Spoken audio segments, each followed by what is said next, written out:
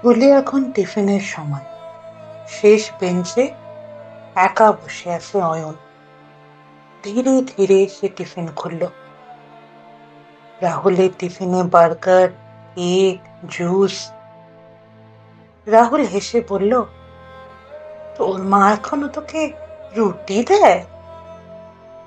অয়ন চুপ করে থাকে। চোখে তার জল চিকচিক করে ওঠে।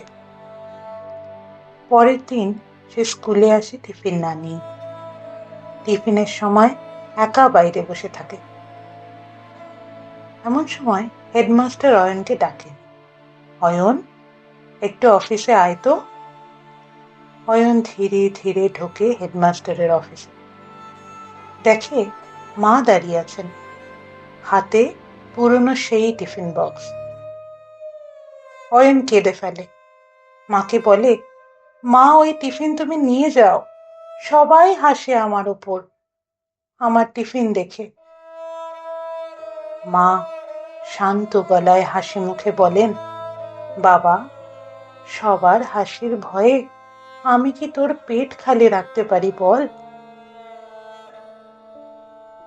আজ বছর 20 পরে অয়ন আবার দাঁড়িয়ে আসে সেই তার পুরনো স্কুলের গেটে। কাঁধে এক ব্যাগ ভর্তি টিফিন বক্স। স্কুলের বাচ্চারা খুশি হয়ে টিফিন নিচ্ছে। বক্সের উপর লেখা আছে, কারুর পেট যেন খালি না থাকে। অয়ন আকাশের দিকে তাকায়, মনে মনে যেন মাকে স্মরণ করে। যে ভালোবাসা লজ্জায় ঢাকা ছিল, আজ সেই ভালোবাসাই অয়নের অনুপ্রেরণা।